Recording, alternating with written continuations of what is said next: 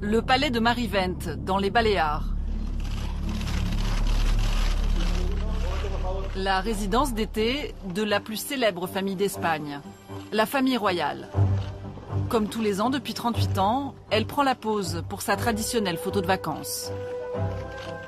Une famille idéale, 3 générations unies autour du roi Juan Carlos, icône des Espagnols, symbole de la démocratie dans le pays. Le couple royal, leurs enfants mariés et des petits princes qui font le bonheur des photographes. Cette jolie photo date de 2007. La monarchie est alors à son apogée. C'est la dernière qu'ils feront tous ensemble. Depuis, la famille a éclaté et le royaume espagnol est ébranlé par une série de scandales. Un roi qui mène grand train et part au bout du monde tuer des éléphants dans des safaris hors de prix. Une reine humiliée depuis des années par les infidélités supposées de Juan Carlos. Un gendre qui aurait détourné des millions d'euros et risque aujourd'hui 10 ans de prison.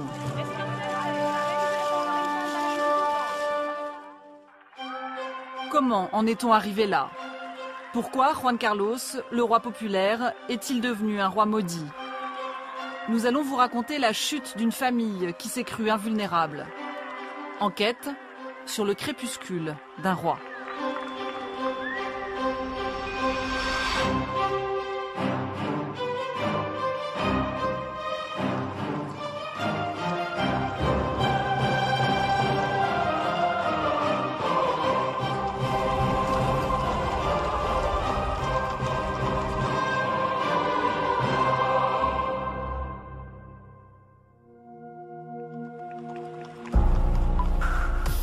Le palais royal à Madrid est la résidence officielle des rois. C'est ici qu'ils accomplissent l'essentiel de leurs activités publiques. Une forteresse aux traditions inchangées depuis des siècles. Nous voulons approcher la famille royale. Pour cela, nous nous accréditons. Après un mois de vérification, on nous accepte parmi la quarantaine de journalistes de la presse royale. Toutes les semaines, on nous enverra l'agenda de la couronne et les activités auxquelles nous pouvons assister. Premier jour et première convocation.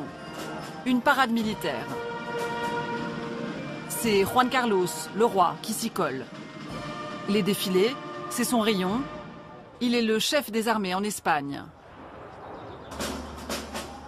Mais après 38 ans au garde à vous, le roi commence à vaciller. Sur ses béquilles, le premier des Espagnols n'est plus que l'ombre de lui-même. Souvent à l'hôpital, ses apparitions n'attirent plus que quelques journalistes et une poignée d'irréductibles. Elles ne durent jamais plus d'une dizaine de minutes.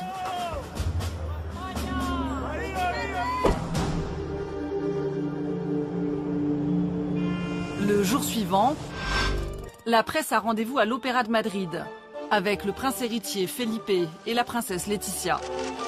Jeunes et beaux, ils sont les mannequins royaux, la vitrine de la monarchie. Le prince Felipe est sportif, éduqué aux États-Unis, formé pour succéder un jour à son père. Sa femme Laetitia est une ancienne star de la télé. Ex-présentatrice de JT, c'est aujourd'hui une icône de la mode en Espagne. Pour le rendez-vous d'après, nous sommes convoqués au salon des animaux de compagnie avec la reine Sophie. Vous savez, moi j'ai un bichon maltais. Dans l'Espagne royale, la femme du monarque doit s'occuper de bonnes œuvres, de charité et d'animaux. J'adore les chats. L'épouse du roi d'Espagne est aussi fille du roi de Grèce. Pourquoi vous l'avez rasée comme ça? Elle est née pour ce rôle. En aristocrate professionnelle, elle assure le spectacle au milieu de la foule et des photographes.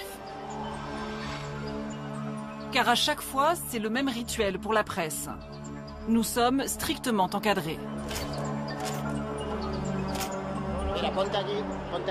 Mets-toi là-bas avec tous les autres. Cherche-toi une place là-bas.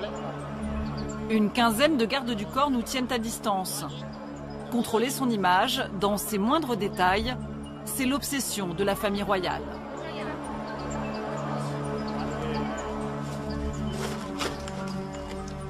Pour mieux comprendre comment la monarchie fabrique son image, nous allons suivre un habitué de ce club très fermé.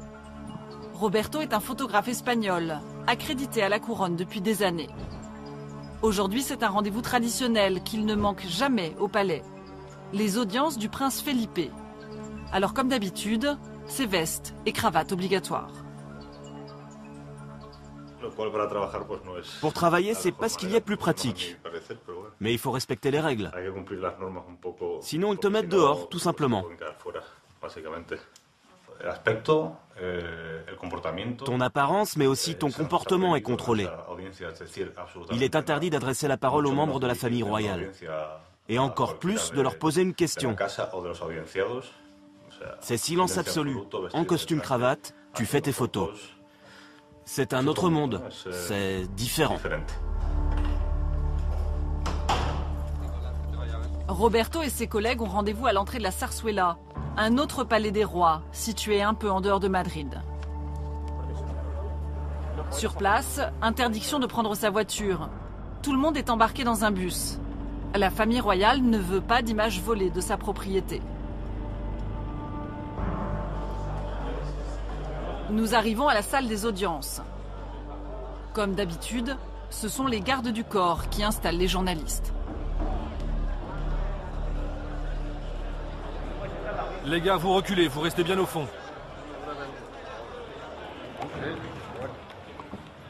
Leurs Altesses royales, les princes d'Asturie. Première audience du jour, les princes reçoivent les meilleurs élèves d'un collège du sud de l'Espagne. Roberto et ses collègues ont 3 minutes pour tout photographier.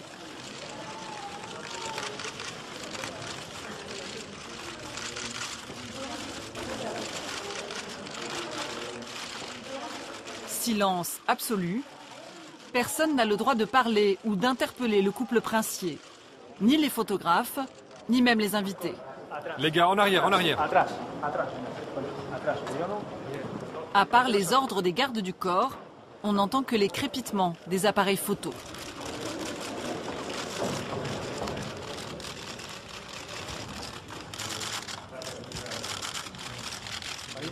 Allez, on sort, on sort.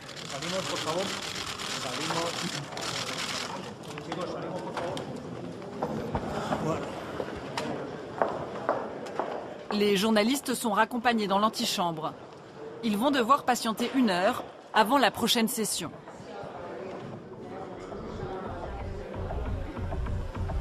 C'est toujours ce rythme, et c'est très répétitif.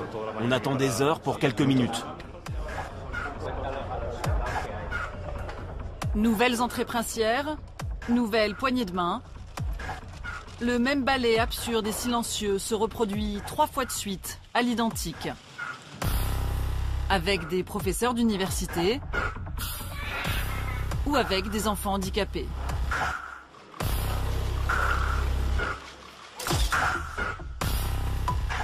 De retour chez lui, Roberto envoie ses photos à son agence. Lisse, ultra contrôlée, elle donne au final une image très positive du couple princier. Je crois que la photo du jour va être celle-là. Parce qu'ils se regardent, qu'ils ont un geste frais, charmant, et parce qu'aujourd'hui c'est leur anniversaire de mariage. Je peux parier que tous les journaux vont titrer « Les princes ont fêté leur anniversaire de mariage en travaillant ». Pas question de risquer une image différente. La presse espagnole ne publie que des photos favorables à la famille royale. Roberto en a fait l'expérience il y a 2 ans. J'ai fait ces 3 photos qui montrent, vous voyez, que la princesse ne va pas bien, qu'elle n'est pas en bonne santé. Elle a des troubles de l'alimentation. Elle n'est pas que maigre, elle est clairement obsédée par les régimes. Et cette photo n'a jamais été vendue en Espagne, mais elle a été publiée en Allemagne. Ça montre bien ce qui est permis ou pas. On ne peut pas évoquer l'anorexie de la princesse, ce sont des choses qui ne se disent pas dans ce pays. Une communication ultra verrouillée, avec de belles images à la une des journaux. Pourtant, en avril 2012, une simple photo, comme un grain de sable, va gripper toute la machine. Le portrait de Juan Carlos, posant devant le cadavre d'un éléphant. Le roi revient d'un safari luxueux, à 45 000 € la semaine. La photo fait la une de tous les journaux. Ses vacances devaient rester secrètes. Mais le roi s'est brisé la hanche au cours d'une chasse. Il a été rapatrié en urgence. À ses côtés sur la photo, l'organisateur de ces safaris.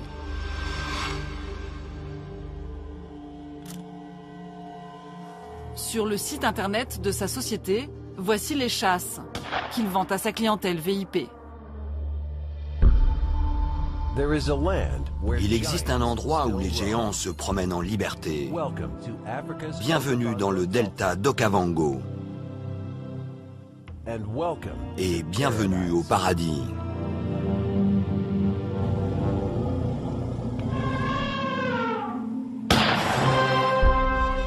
Un safari 5 étoiles où des chasseurs fortunés abattent des éléphants.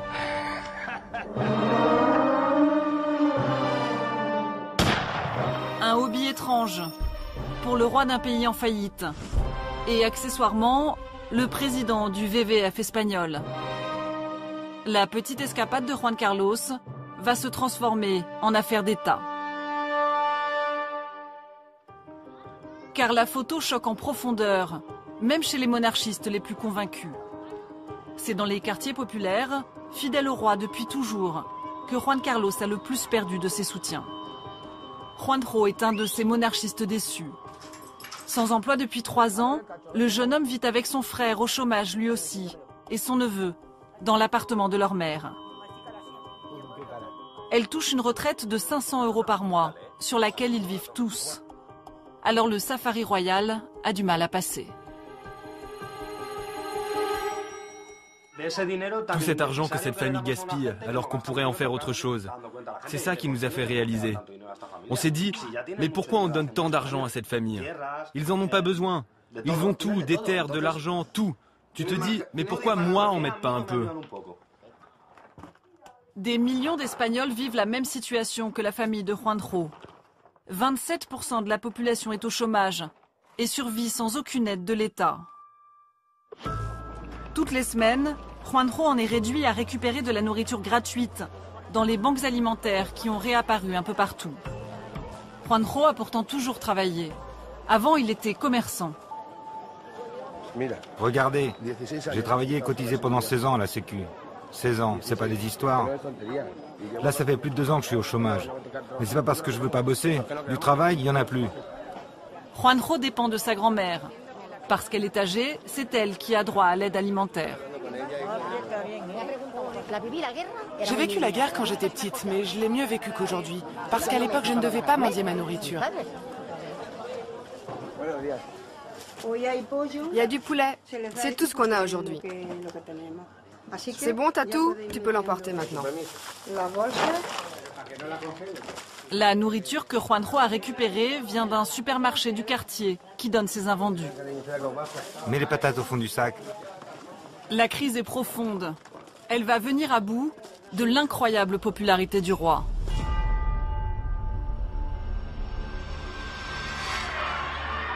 Pendant ses 38 ans de règne, Juan Carlos a bénéficié de 90% d'opinions favorables. Pourquoi le monarque était-il aussi aimé? Pour le comprendre, il faut remonter aux années 30, jusqu'à la fracture la plus profonde de l'histoire espagnole. La guerre civile. Elle éclate en 1936. Le général Franco fait tomber la République et installe une dictature d'extrême droite qui va durer 40 ans.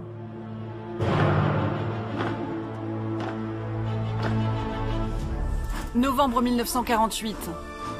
Sur un quai de gare, Juan Carlos entre en scène. Ce petit garçon, c'est lui, à 10 ans. Il est le fils d'un roi en exil. Les hommes de Franco sont venus le chercher. Le dictateur l'a réclamé. Pour rencontrer un spécialiste de cette période, il faut aller à Londres. Paul Preston est le seul historien à avoir écrit une biographie fouillée de Juan Carlos. Il a été littéralement kidnappé par Franco. C'est comme s'il avait été vendu en esclavage par ses parents. Parce qu'en 1948, Franco a passé un marché avec son père. Soit vous m'envoyez votre fils pour que je l'élève en Espagne, soit il ne sera jamais roi. Franco n'a pas de fils pour lui succéder. Alors il va se charger personnellement de l'éducation de Juan Carlos.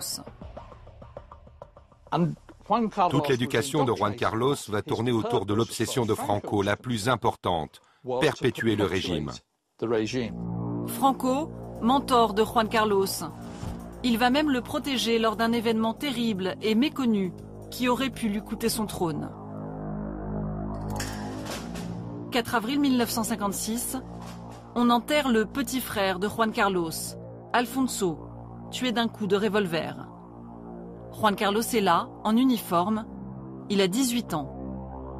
Dans le cortège, personne ne s'en doute, mais c'est lui qui a tué son frère. Franco va le couvrir. D'après la version officielle, validée par le dictateur lui-même, Alfonso se serait tué tout seul, à un accident en nettoyant son arme. Le drame s'est joué ici, au 2e étage d'une maison de famille au Portugal. Alors qu'ils jouaient tous les deux, Juan Carlos tire involontairement une balle dans la tête d'Alfonso. L'historien Paul Preston est le premier à avoir révélé cette affaire. J'ai fait une reconstitution de cet événement. Le bras de Juan Carlos a sans doute été dévié par une porte qui s'est ouverte et le coup est parti comme ça. Mais sur les détails exacts, il n'y a qu'une seule personne qui connaît la vérité. En fait, j'ai posé la question au roi. Je lui ai demandé si ma version des faits était correcte. Et il m'a dit, c'est vrai. Étouffé par Franco, l'affaire est encore taboue en Espagne. Juan Carlos en gardera une dette envers le dictateur, à qui il rendra hommage régulièrement, comme dans une interview pour la télévision suisse en 1970.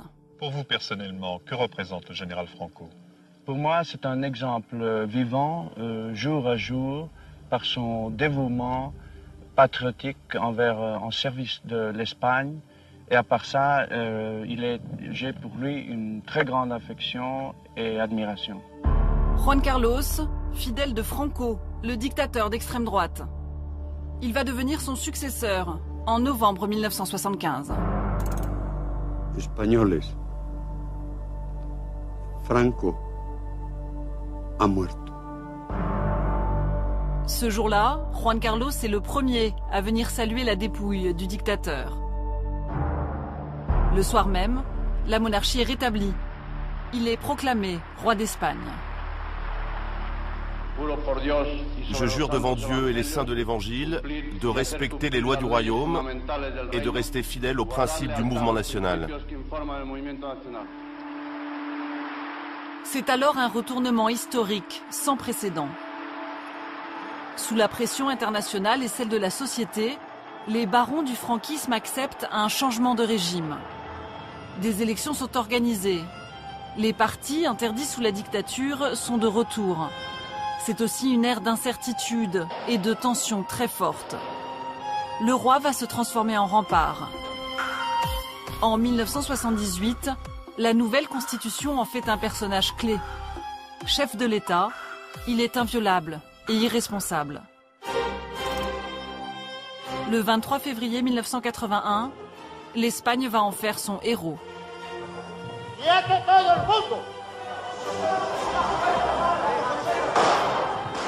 Un militaire tire en plein Parlement. C'est un coup d'État. Les ultras du franquisme veulent reprendre le pouvoir. L'Espagne panique, croyant revivre la guerre civile. José Luis Zapatero, ancien Premier ministre, avait 18 ans à l'époque.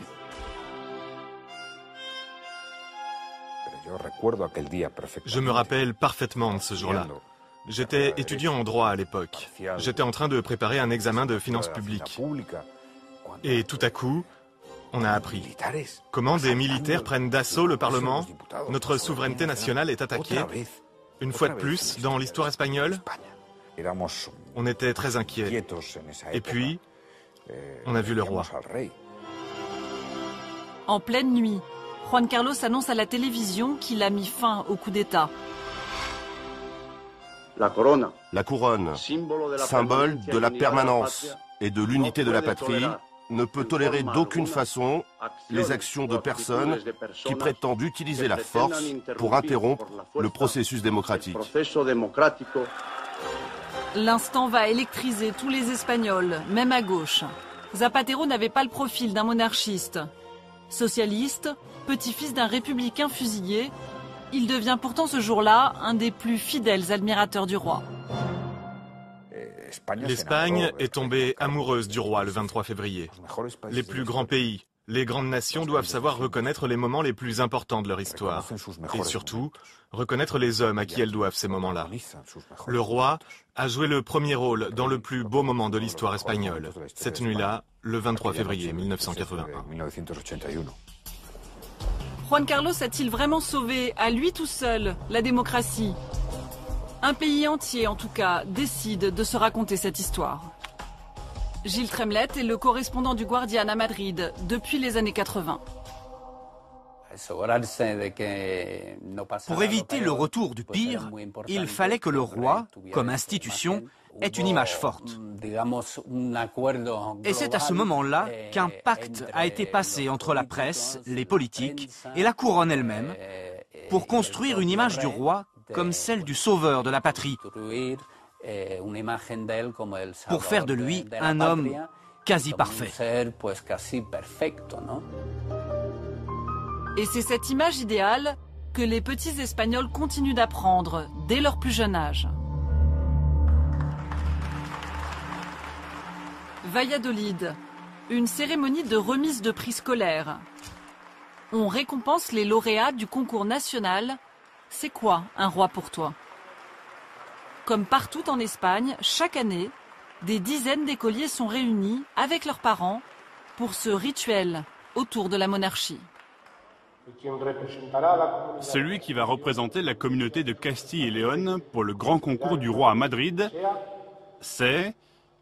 Je fais monter un peu le suspense. C'est Cristina XVI Araúz. À la tribune, le représentant de l'éducation nationale. Car ce concours est parrainé depuis 38 ans par le ministère.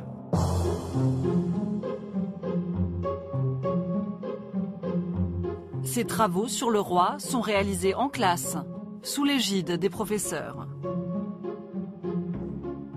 C'est d'ailleurs le représentant du ministère qui vient féliciter les enfants pour leur découpage. J'ai mis toutes les phrases importantes que le roi a dites. Très bien. C'est quoi ta phrase préférée? Celle-là. Il faut aider les chômeurs et leurs familles. Très bien. Moi, je l'ai fait comme un super-héros qui sauve l'Espagne de la crise. Avec lui, le chômage se termine et il y a plus d'argent dans les écoles. Très bien. Un concours d'écoliers qui tient clairement du culte de la personnalité. Je pense que le roi n'aime pas trop l'argent. C'est ce qu'on t'apprend à l'école? Oui. On apprend que c'est quelqu'un de très humble, de très proche du peuple, et qu'il peut nous aider en tout. Et c'est ton professeur d'histoire qui t'apprend ça? Oui. Et qu'est-ce que tu en penses? C'est bien, parce que j'adore l'histoire et j'aime apprendre des choses sur l'Espagne. Un souverain modeste et proche de son peuple, une famille unie, un roi sauveur de son pays. C'est la propagande d'État au menu dans toutes les écoles. Une histoire officielle, digérée par plusieurs générations et que personne jusque-là n'avait remise en question. Jusqu'à ce fameux safari. 18 avril 2012. De retour du Botswana, Juan Carlos se fait opérer ici après son accident de chasse. Face à l'indignation, il a compris qu'il fallait un signe fort. Votre Majesté, comment vous sentez-vous, s'il vous plaît? Ça va mieux. Je veux remercier tout le personnel médical et la clinique pour ses soins. J'ai hâte de retourner à mes obligations. Et je suis vraiment désolé. J'ai fait une erreur, ça ne se reproduira plus. Des excuses royales, un fait sans précédent dans l'histoire de la monarchie. La scène va frapper l'opinion, mais il est trop tard. Signe des temps, pour la première fois, le roi est tourné en dérision.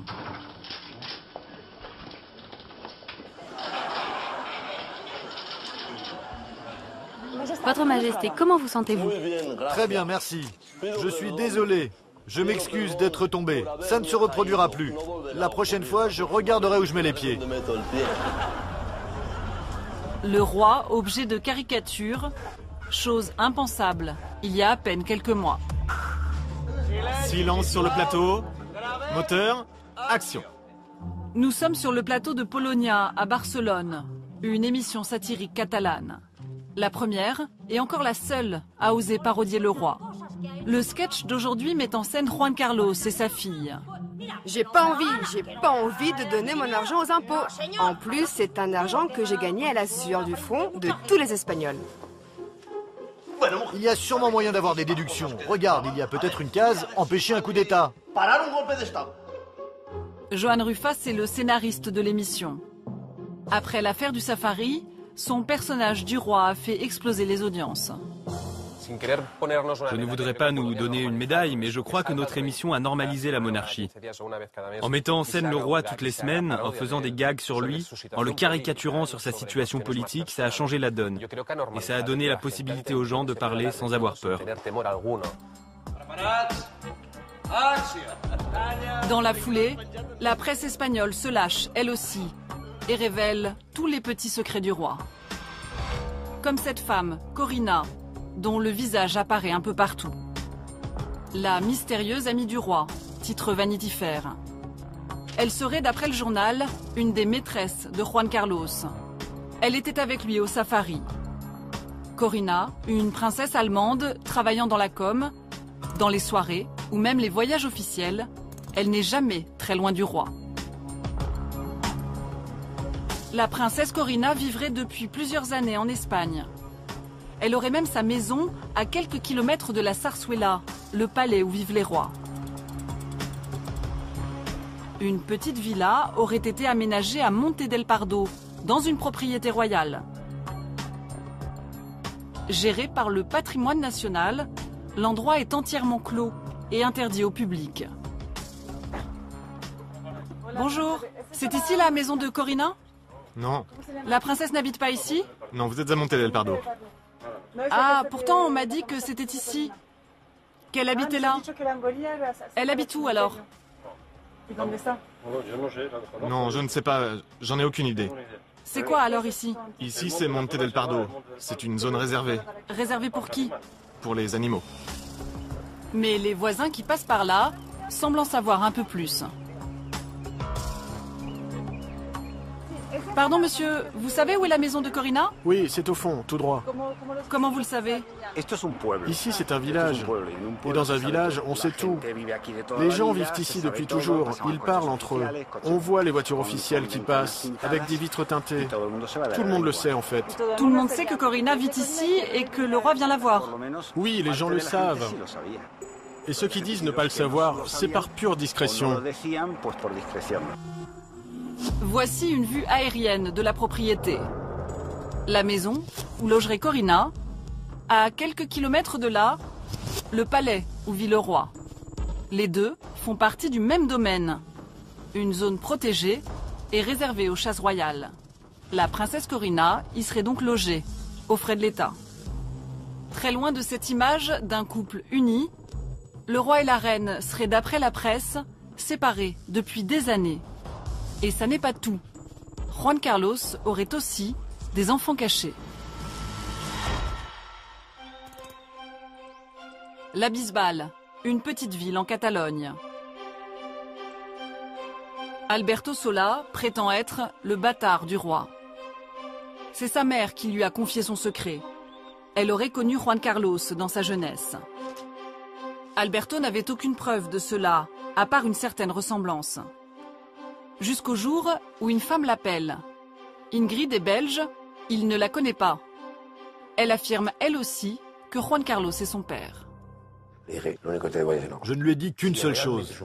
Si Juan Carlos est votre père, alors faisons un test ADN ensemble et le résultat sera positif. Je ne la connaissais pas, je n'avais même jamais vu son visage. Je lui ai juste parlé par téléphone. J'ai envoyé mon ADN dans un laboratoire. Ingrid a fait la même chose. Le test est réalisé. Et le résultat est positif. D'après ce test, Alberto et Ingrid ont le même père. Ils sont frères et sœurs. Alberto demande alors à la justice de réaliser un test de paternité sur Juan Carlos. Le jugement tombe. Le roi ne fera aucun test. Un seul argument est invoqué, issu de la Constitution. Inviolabilité de la personne du roi. Je ne m'attendais pas à ce que ce soit facile, non. J'ai même été étonné que le jugement soit aussi rapide. Mais que la juge dise ça dans ces termes, ça m'a étonné. Elle aurait pu rejeter ma demande, en disant « Vous n'avez pas assez d'arguments, le dossier n'est pas assez solide ». Ça m'aurait fait mal, mais ça m'aurait paru logique. Alors que là, elle a utilisé un argument d'intimidation. Alberto ne fera jamais partie du clan. Les Bourbons, une famille lourde de ses secrets. Le premier de tous, c'est peut-être l'argent. Quel est leur train de vie réel? Combien coûte-t-il vraiment aux Espagnols? Officiellement, la famille royale ne possède rien. Elle n'a pas de patrimoine privé et ne vit que des salaires versés par l'État. L'Espagne met à sa disposition 5 palais, dont celui de Palma, dans les Baléares. Voilà le fameux palais devant lequel la famille pose chaque été pour les photographes. Le palais de Marivent, 33 000 mètres carrés de jardin, une trentaine de pièces. Il n'existe aucune image de l'intérieur. Biel Barcelo est un élu de la région. Il a accès aux comptes royaux. Tout ça, les rois ne le paient pas. C'est de l'argent public, c'est le budget des Baléares. C'est donc nous, les habitants de Palma, qui le payons de nos poches. Chaque année, le budget du palais tourne autour de 2 millions d'euros. La somme inclut l'entretien du palais, le personnel, les jardiniers, les femmes de ménage. Au total, 23 personnes fixes travaillent ici toute l'année, pour un usage de 2 mois, grand maximum. À Palma, la famille royale dispose aussi d'un joli jouet, le Fortuna, un bijou qui a coûté 21 millions d'euros. Avec la crise, ce genre d'image faisait mauvais effet. Alors depuis 2 ans, le yacht a été mis au garage, à l'abri des regards. Ils n'ont jamais été une famille modeste. C'est une famille qui est habituée à un énorme train de vie. Ici, on les voit vivre et on sait bien que c'est le contraire d'une famille normale. Ils vivent dans le luxe, ils font partie de la jet-set. Des vacances de luxe? Combien coûte la famille royale le reste de l'année? Pendant 38 ans, le budget de la couronne a été tenu secret. Mais en juillet 2012, après l'affaire du safari, le roi décide de faire un geste. Sur son site internet, il publie, sur une seule page, les budgets des 4 dernières années. En 2012, la famille royale aurait reçu 8 200 000 euros de l'État. Nous nous sommes intéressés au budget d'une autre couronne, celle d'Angleterre. Sur son site internet, elle annonce 39 millions d'euros annuels. Mais le budget est détaillé sur 77 pages. Consommation d'électricité, salaire du personnel et même vin et liqueurs servis à Buckingham. La monarchie espagnole est-elle vraiment moins chère? Son budget serait en réalité 10 fois supérieur à celui que le roi avance. Le Parlement à Madrid. Vous êtes la honte du monde démocratique. Joan Tardà est un député catalan. Il est le seul en Espagne à oser dénoncer l'opacité des comptes royaux. Pour lui, La somme déclarée par le roi ne représente qu'une petite partie de son budget réel. C'est en quelque sorte leur argent de poche pour leurs frais. En fait, il faut ajouter tous les autres budgets qui les financent de l'extérieur et qui viennent d'autres ministères. Ces budgets-là, on ne les connaît pas. Par exemple, tout ce qui est financé par le patrimoine national, l'utilisation de leur palais, tout ce qui concerne leur sécurité, les gardes du corps payés par la défense et l'intérieur, tout ce qui est transport, voyage à l'étranger, logistique, etc. Joan Tardà a fait ses comptes. Pour lui, la monarchie coûte chaque année 100 millions d'euros. Un chiffre impossible à vérifier.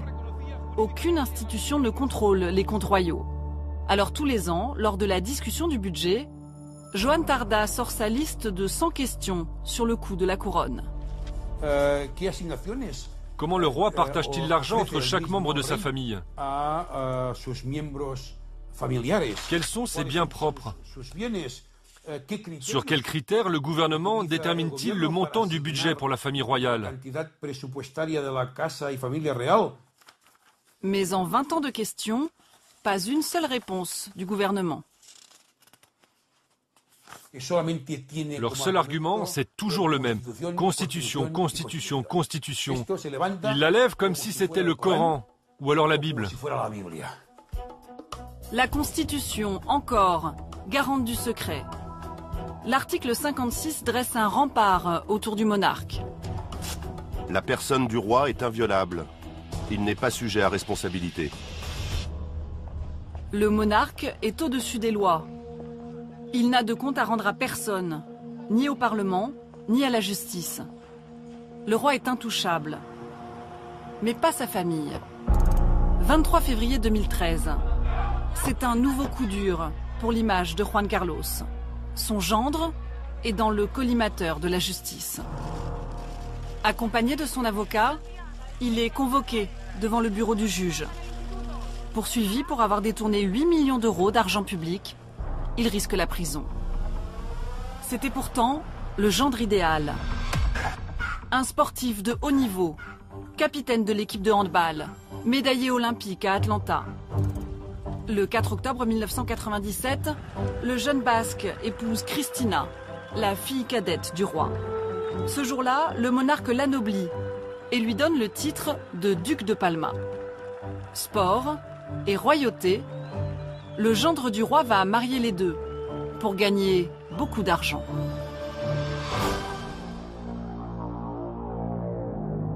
En 2004, il crée une fondation, Nous, domiciliée dans cet immeuble de Barcelone.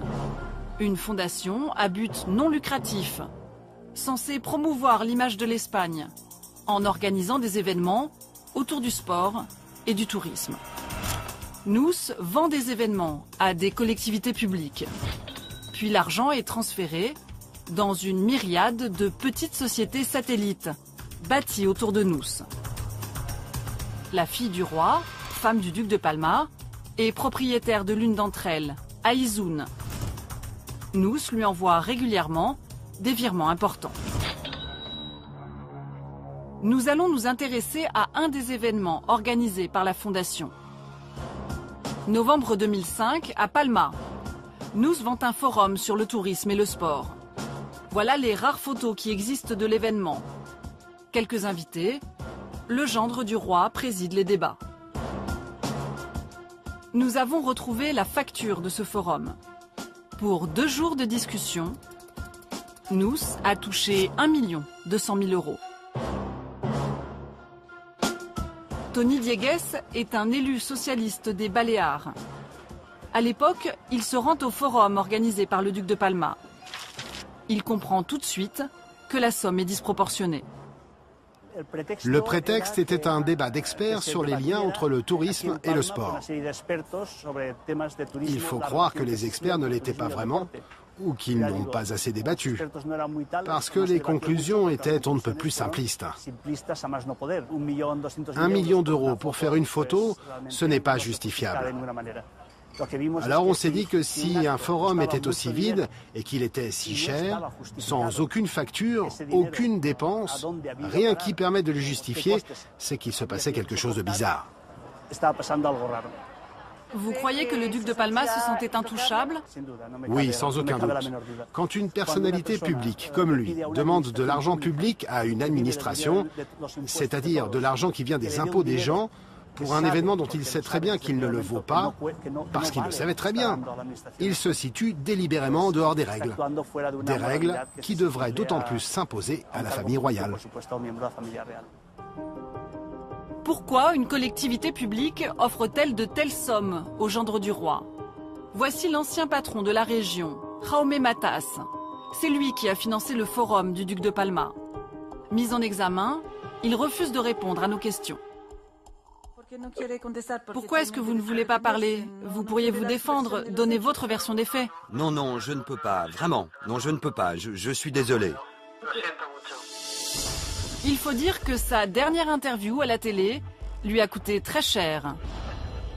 Devant la caméra, Jaume Matas va admettre un traitement de faveur pour le duc de Palma. L'époque des privilèges n'est pas révolue. Si à la place du duc de Palma, c'était Monsieur Tout-le-Monde qui vous avait proposé ce congrès. Dans ce cas, on serait passé par un concours, on aurait fait un appel d'offres. Mais avec le duc de Palma, non. C'est le duc de Palma. Mais qu'est-ce que vous voulez dire? Mais enfin, c'est le duc de Palma. Il porte le nom, il a un titre, c'est un duc. Alors nous ne sommes pas égaux devant la loi, devant un président de région. Nous ne sommes pas égaux. Je vous mentirais si je vous disais autre chose. Nous ne sommes pas égaux. Votre monsieur Tout-le-Monde, je ne sais pas si je l'aurais reçu. Je n'aurais sans doute pas eu le temps. Mais le duc de Palma, évidemment, je le reçois où il veut, quand il veut. Un début d'aveu, l'interview a été versée au dossier judiciaire.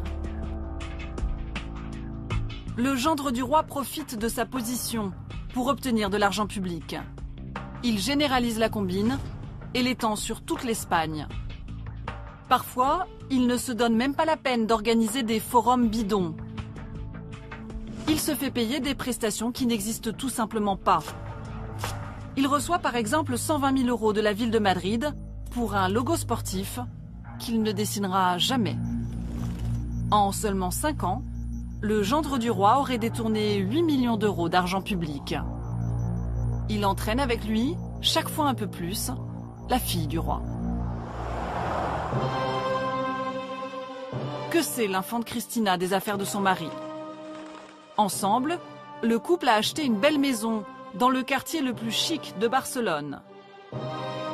Voilà les photos diffusées par l'agence immobilière juste avant la vente. Valeur totale, 8 millions d'euros. Une somme incompatible avec les revenus que le couple reçoit du budget royal. C'est cette maison qui va mettre la justice sur la piste de l'infante. Mais il y a d'autres éléments. Virginia Lopez est l'avocate de Manos Limpias, une association anticorruption classée à l'extrême droite. C'est la seule partie civile dans ce dossier. Pour elle, les indices contre l'infante sont accablants. Elle a connaissance de toutes les affaires de son mari et les preuves sont là, dans le dossier. Elle est porte-parole de l'Institut Nous, c'est dans les statuts et c'est un poste qu'elle accepte volontairement. Son nom, sa signature, son image ont été utilisés pour obtenir des marchés avec les collectivités publiques. L'infante est représentante de Nous et propriétaire d'une de ses sociétés satellites. Pour la justice, c'en est trop. Le 7 avril 2013, c'est un coup de tonnerre. L'infante Cristina est mise en examen. Jamais la justice n'avait osé s'approcher si près de la famille du roi. Mais un mois plus tard, marche arrière. La mise en examen est annulée à la demande du parquet. Un acte rarissime. Sur 17 personnes mises en examen, c'est la seule à être blanchie, avant même d'être entendue. José Castro est le magistrat qui a mené l'enquête. Juste une question. C'est compliqué d'enquêter sur la fille du roi? Disons que c'est pas facile. Ça a été difficile pour vous? Oui, plutôt. Vous avez subi des pressions? Non, non, aucune pression. Depuis, Cristina et son mari ont été mis au ban de la famille royale.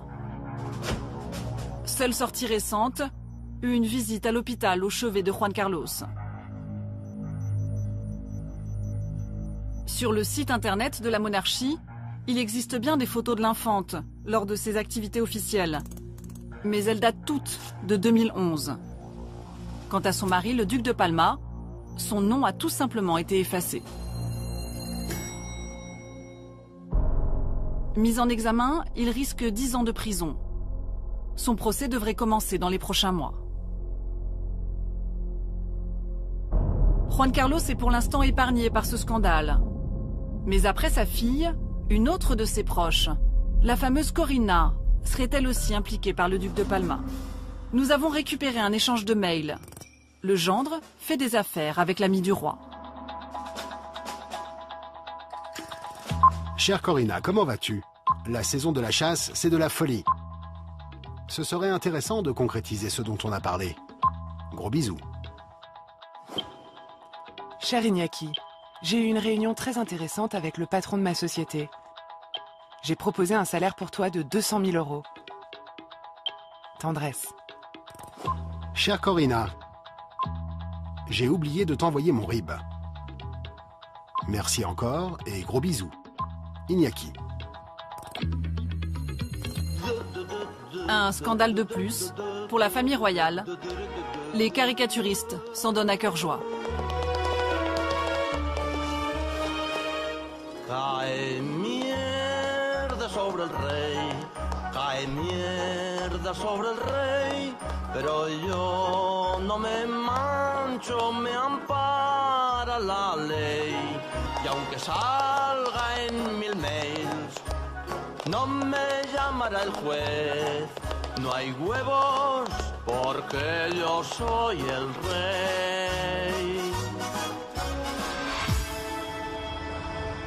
La famille royale ne s'est jamais exprimée sur ses affaires judiciaires. Ce jour-là, nous retrouvons le prince héritier. Il inaugure une exposition de photos.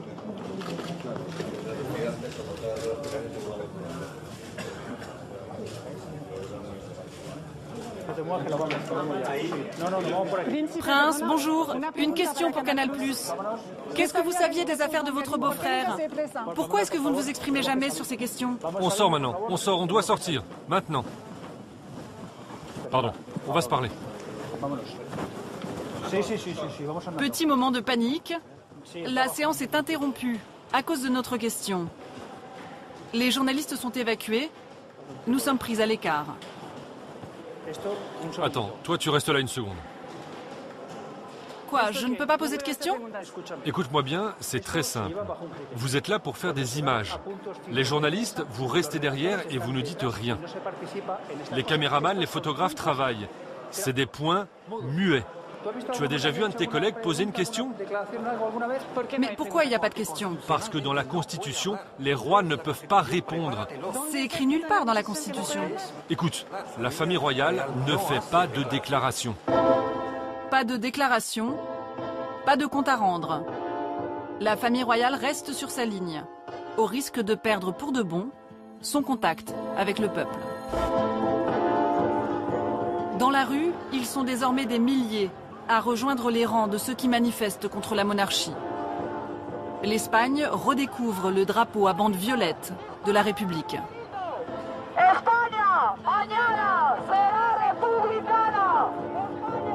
En tête de cortège, les jeunes. C'est la génération de la crise. Pour elle, Juan Carlos n'est plus le père de la nation, mais le parrain d'une monarchie mafieuse. Aujourd'hui, plus de la moitié des Espagnols réclament une nouvelle constitution, sans roi. La monarchie nous a beaucoup volé et nous a beaucoup trompés pendant des années. On veut récupérer ce qui est à nous, on veut une république qui nous représente tous. On veut quelque chose qu'on a choisi nous-mêmes. Partout en Espagne, des fêtes républicaines sont organisées. Nous retournons dans le quartier de Juanjo, le chômeur déçu par le roi.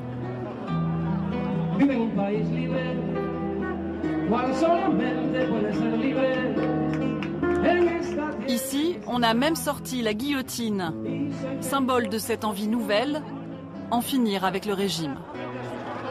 À tous ceux qui veulent la révolution, aux républicains, aux démocrates, à bas la dictature, vive le peuple et mort au roi. Un pays sans roi, la rue gronde, mais la classe politique ne bouge pas. Les grands partis, de droite comme de gauche, continuent de penser que le roi est indispensable à l'équilibre du pays. Ça nous va comme pays.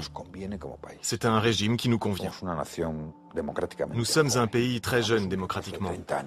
On avait un retard de 30 ans sur l'Europe. Et on a rattrapé ce retard en quelques années. Et c'est grâce au roi. Alors, ne prenons pas de risques. Notre démocratie ne peut se comprendre qu'avec la monarchie. Et ça pèse lourd. Très lourd. Suffisamment pour dépasser les turbulences difficiles que traverse la monarchie en ce moment. Et qui seront surmontées, j'espère, dans quelque temps.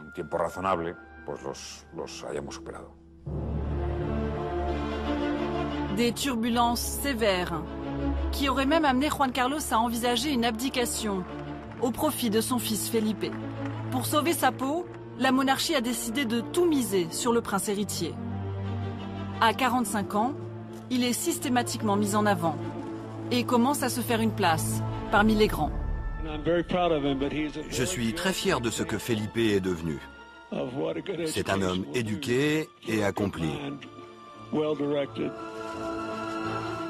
Séduisant, moderne, Felipe pourrait-il remplacer son père et sauver la monarchie?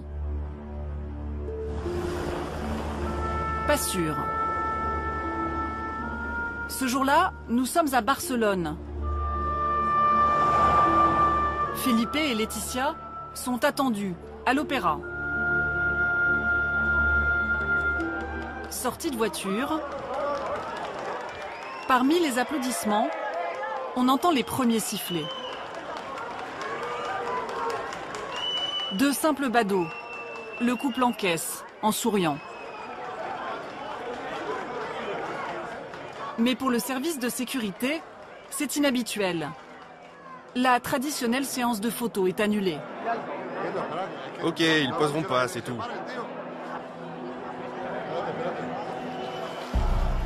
Sous les dorures, l'impensable va se produire. Cette fois, c'est la bonne société qui siffle.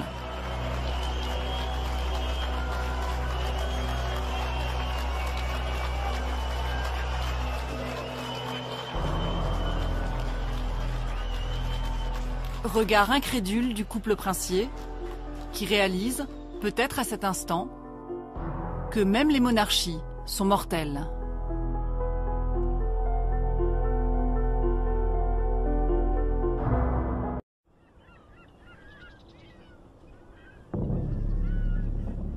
Le palais de Marivent, dans les Baléares. La résidence d'été de la plus célèbre famille d'Espagne, la famille royale. Comme tous les ans depuis 38 ans, elle prend la pose pour sa traditionnelle photo de vacances. Une famille idéale, 3 générations unies autour du roi Juan Carlos, icône des Espagnols, symbole de la démocratie dans le pays. Le couple royal, leurs enfants mariés et des petits princes qui font le bonheur des photographes. Cette jolie photo date de 2007. La monarchie est alors à son apogée. C'est la dernière qu'ils feront tous ensemble. Depuis, la famille a éclaté et le royaume espagnol est ébranlé par une série de scandales. Un roi qui mène grand train et part au bout du monde tuer des éléphants dans des safaris hors de prix. Une reine humiliée depuis des années par les infidélités supposées de Juan Carlos. Un gendre qui aurait détourné des millions d'euros et risque aujourd'hui 10 ans de prison.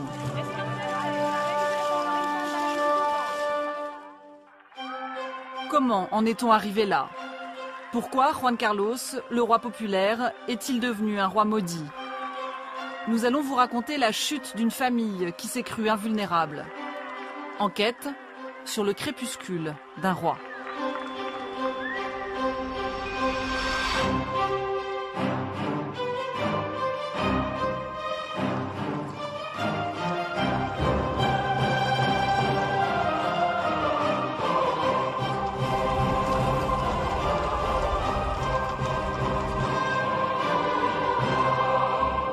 Dans un bus. La famille royale ne veut pas d'images volées de sa propriété. Nous arrivons à la salle des audiences. Comme d'habitude, ce sont les gardes du corps qui installent les journalistes. Les gars, vous reculez, vous restez bien au fond.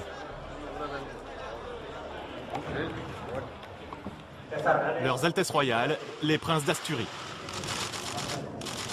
Première audience du jour, les princes reçoivent les meilleurs élèves d'un collège du sud de l'Espagne. Roberto et ses collègues ont 3 minutes pour tout photographier.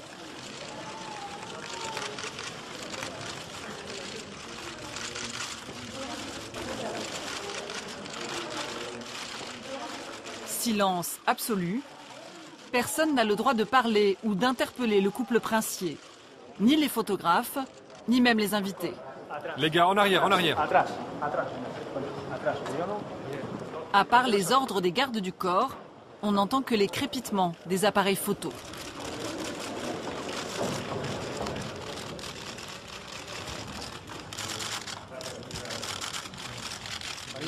Allez, on sort, on sort.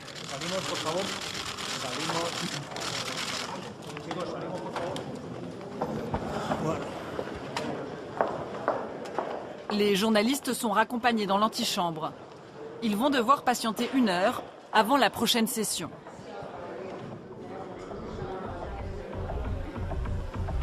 C'est toujours ce rythme et c'est très répétitif. On attend des heures pour quelques minutes. Nouvelles entrées princières, nouvelles poignées de main. Le même ballet absurde et silencieux se reproduit 3 fois de suite, à l'identique. Avec des professeurs d'université ou avec, en l'Espagne royale, la femme du monarque doit s'occuper de bonnes œuvres, de charité et d'animaux. J'adore les chats. L'épouse du roi d'Espagne est aussi fille du roi de Grèce. Pourquoi vous l'avez rasée comme ça? Elle est née pour ce rôle.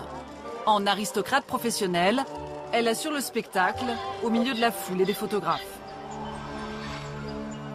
Car à chaque fois, c'est le même rituel pour la presse. Nous sommes strictement encadrés. Mets-toi là-bas avec tous les autres. Cherche-toi une place là-bas. Une quinzaine de gardes du corps nous tiennent à distance. Contrôler son image, dans ses moindres détails, c'est l'obsession de la famille royale.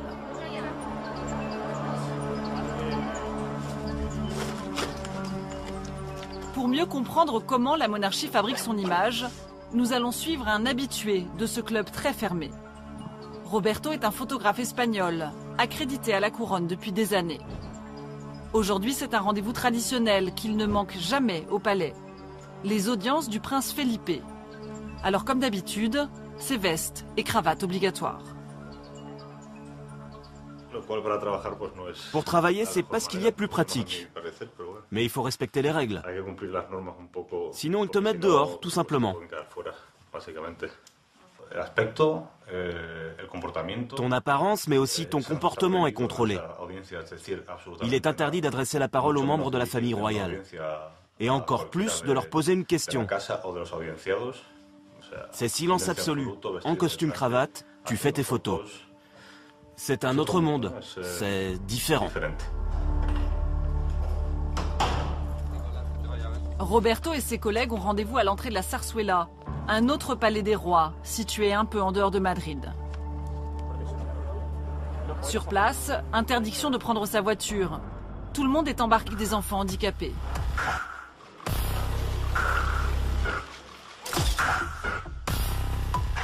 De retour chez lui, Roberto envoie ses photos à son agence. Lisse, ultra contrôlée, elles donnent au final une image très positive du couple princier. Je crois que la photo du jour va être celle-là. Parce qu'ils se regardent, qu'ils ont un geste frais, charmant, et parce qu'aujourd'hui c'est leur anniversaire de mariage. Je peux parier que tous les journaux vont titrer « Les princes ont fêté leur anniversaire de mariage en travaillant ». Pas question de risquer une image différente. La presse espagnole ne publie que des photos favorables à la famille royale. Roberto en a fait l'expérience il y a 2 ans. J'ai fait ces 3 photos qui montrent, vous voyez, que la princesse ne va pas bien, qu'elle n'est pas en bonne santé. Elle a des troubles de l'alimentation. Elle n'est pas que maigre, elle est clairement obsédée par les régimes. Et cette photo n'a jamais été vendue en Espagne, mais elle a été publiée en Allemagne. Ça montre bien ce qui est permis ou pas. On ne peut pas évoquer l'anorexie de la princesse, ce sont des choses qui ne se disent pas dans ce pays.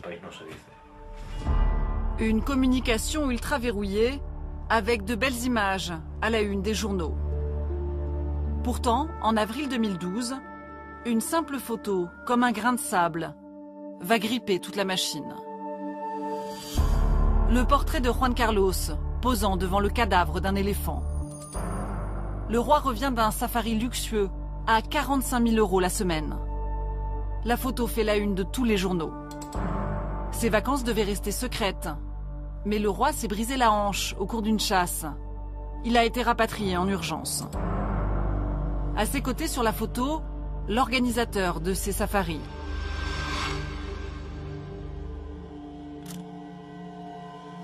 Sur le site internet de sa société, voici les chasses qu'il vend à sa clientèle VIP.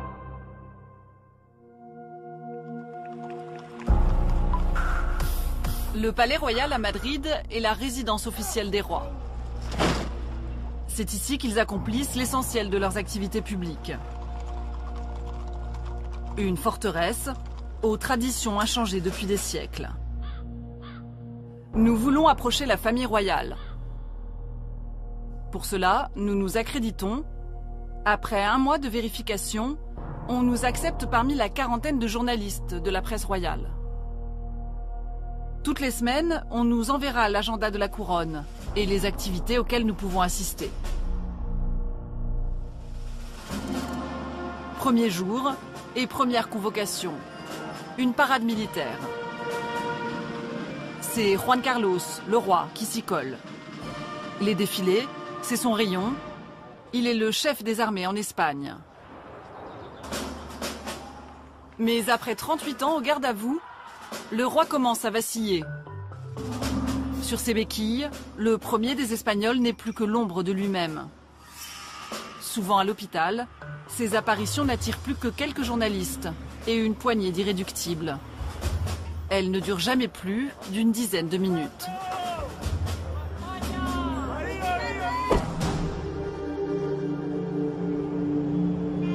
Le jour suivant, la presse a rendez-vous à l'Opéra de Madrid avec le prince héritier Felipe et la princesse Laetitia. Jeunes et beaux, ils sont les mannequins royaux, la vitrine de la monarchie. Le prince Felipe est sportif, éduqué aux États-Unis, formé pour succéder un jour à son père. Sa femme Laetitia est une ancienne star de la télé.